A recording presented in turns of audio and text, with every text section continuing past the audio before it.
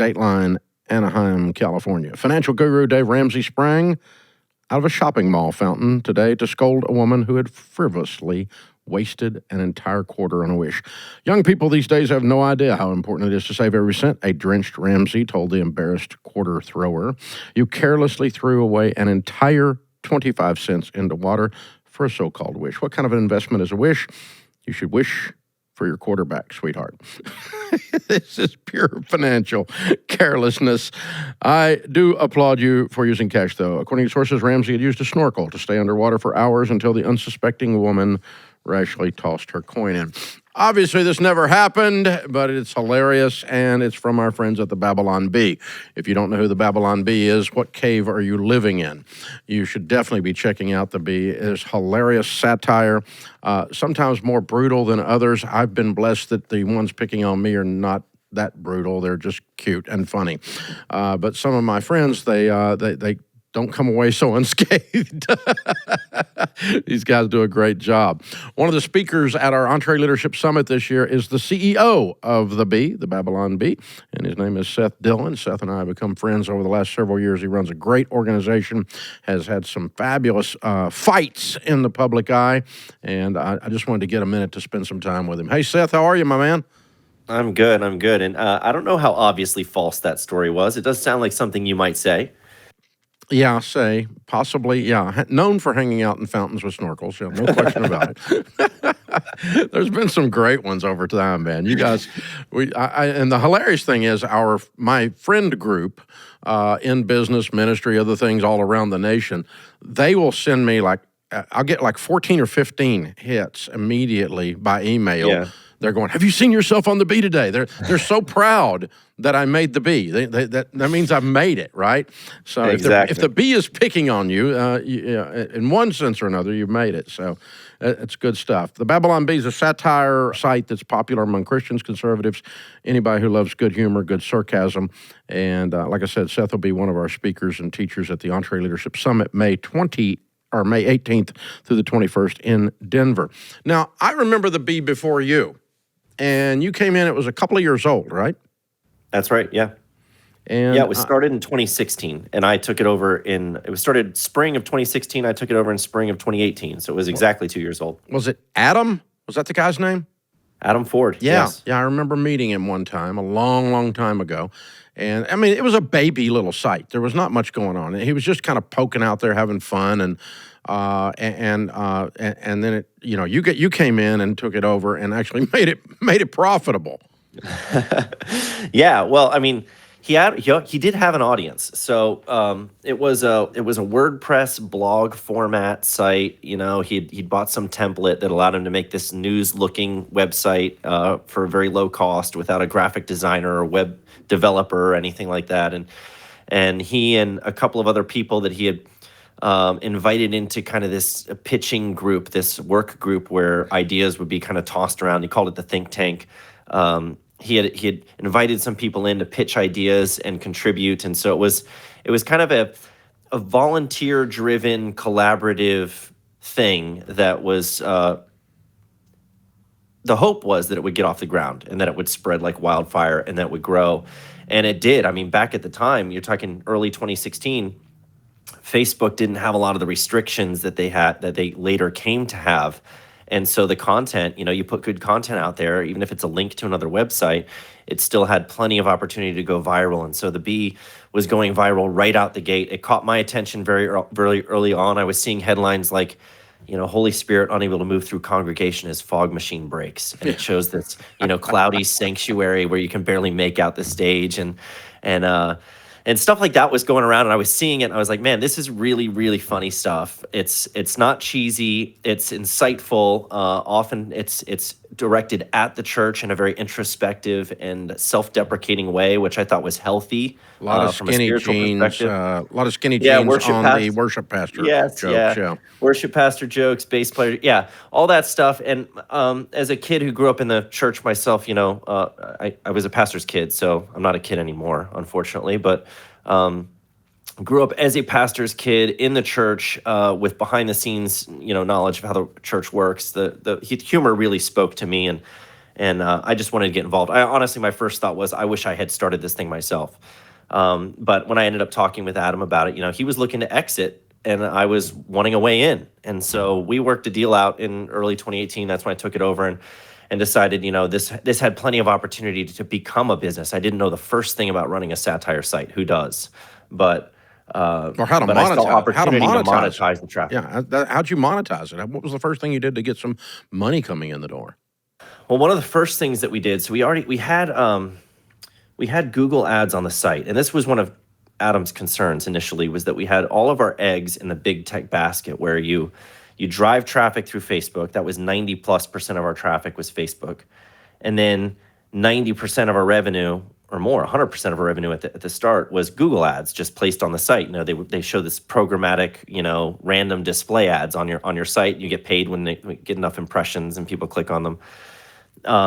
And so, that was how it was initially monetized, and that would pull in some money, from the traffic that was hitting the site. We were actually doing well with traffic, so it was generating enough revenue to cover the small costs that it had early on. But in order to grow it into a business, we needed more than that. So one of the first things that we did was launch. Essentially, it was like a Patreon model, a subscription model where people could pay to support the Bee in a small amount. And then we tried to find ways to layer on some benefits to that so that you weren't just donating money to us. We were actually giving you something in response. And so we launched a subscription platform pretty early on, and offered some things like, a headline pitching forum where you can actually collaborate with our team and get your headlines published on the Babylon Bee. That's one of the things that you can do, is engage with them and see the behind the scenes, the inner workings of how we do this creative process and contribute to it.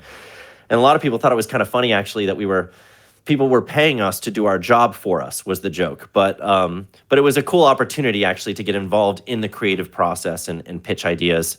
Plus, we had, forums and the ability to do comments and turn off the ads and all of that stuff that we layered in there too. So subscriptions was a big piece of the monetization puzzle initially. So I think I picked it up on Twitter in the early days of Twitter.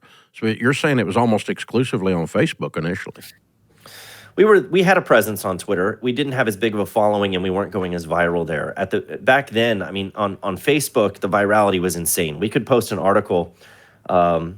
We did one about how a motorcyclist identified as a bicyclist and set a world record, and that got shared, I don't know how many tens of thousands of times, maybe over 100,000 times on Facebook, and it drove millions and millions of visits to the site. Like the kind of traffic that would crash the server and the site would stop working, like we were generating from Facebook. So Twitter, we still did well there, but Twitter is not, it's still, even in its present day form as X, our content does very well there in terms of getting reposts and likes, but it doesn't drive traffic to the site at the same rate that Facebook used to in the glory days. Right. Now, in the old days before Twitter became X, before Musk bought it, they and Facebook went through since 2020, really up until just the recent memory, went through the cancel culture process where anything Christian, anything conservative, anything gun-related, anything funny had to be banned. And you guys got tossed from all those sites, right? Yeah. It started with fact-checking. Jokes that were getting rated false because they were misinformative, and these platforms were trying to crack down on the spread of misinformation. You had the first one that really hit us on Facebook was a joke that we did about CNN. The headline was, CNN purchases industrial-sized washing machine to spin the news before publishing it. And it's a silly joke. Like, it's not even like, you didn't even laugh. Thank you. But it's kind of a dumb joke. Obviously, there's no way someone could use a washing machine to spin the news before, but that doesn't even make sense. It's just a CNN bias joke. And Snopes was working with, Facebook was working with Snopes as a third-party fact checker to make sure that misinformation didn't spread on the platform. And Snopes rated that joke false. And then Facebook threatened to demonetize and deplatform us if we kept spreading fake, false news on their platform. We're like, but that's what satire is. You idiots. I mean, really. Goodness gracious. it was a little bit, it was touch and go there for a while because we kept getting these threats on various platforms for spreading misinformation. And then, of course, the media picked up on it and was like, these guys are trafficking in misinformation under the guise of satire. Those are the exact words of the New York Times. And so that's how they were trying to characterize us, because they didn't like the jokes that we were telling. They didn't like the targets of our jokes. And so this was speech that they wanted to try to restrict. And one of the ways to go after it without just censoring us for no reason because they didn't like us was to say, well, you're contributing to false beliefs with your misinformation. And so that was really one of the first things that we bumped up against. And then it shifted and morphed into this conversation about policies aimed at preventing hate speech or hateful conduct. And so, if you make fun of a protected group or individual, that falls into a protected class, you are, in their view, punching down. You're bullying someone who's marginalized and oppressed from a position of power, and you shouldn't be allowed to do that. And so all of these things became off limits for comedy, even when you had a situation where you might be joking about someone who's like a high-ranking government official, but they happen to be transgender. Well, that's considered punching down because they're in a marginalized class. And we're like, well, wait a minute. These are the institutions, the cultural and institutional power is pushing these ideas on the culture. We're pushing back on them by joking about them, and you're saying that we're punching down at the marginalized and the oppressed. Like, we're actually punching back, if anything, punching up at the cultural and institutional power. So there was that whole debate that played out, but that's how we ended up in Twitter jail. We got suspended on Twitter in 2022 and caught the attention of Elon Musk with that. Yeah, that was one of the things. I mean, a lot of us got thrown off of different platforms for saying anything serious about not necessarily the rainbow world, but COVID. If you went anywhere on COVID other than the prescribed Fauci narrative, then you were evil and you weren't following the science and you were an ignorant redneck or whatever, and you had to be tossed. And harmful misinformation. It was that was the justification for tossing you off. And I actually testified before Congress on this topic, and I mentioned COVID because COVID was one of these examples where they were saying they were trying to justify their censorship after the fact by saying, well, we censored based on what we knew at the time. And when I hear that, I'm like, wait a minute. So you're acknowledging that knowledge changes over time, okay? If knowledge changes over time, then that means whatever you're censoring right now, you might learn it's true tomorrow. You think it's misinformation today, it might come out to be true tomorrow. You shouldn't censor it because then it's going to come out that you actually censored the truth. And so if it's true that knowledge changes over time, then we should never arbitrarily decide at any given moment, especially when dealing with scientific, topics, these health issues, that what's currently the prevailing narrative is the only thing that's sayable. Otherwise, we'll never be able to get to the truth because we can't debate it, which is the fastest and best way to get to the truth. And we can't laugh up the absurdity of some of your positions. Yeah. Right, exactly. But COVID was a great illustration of how it's really a knockdown argument against censorship. The fact that knowledge changes over time means you should let people debate the issues and not decide preemptively what's true and what's sayable. Yeah, because one thing we learned was the medical community didn't learn math while they were in school. Yeah. And so, for sure. So, speaking of punching up, lawsuit in California, they banned political satire and parody. I guess they passed a law, and then you sued them?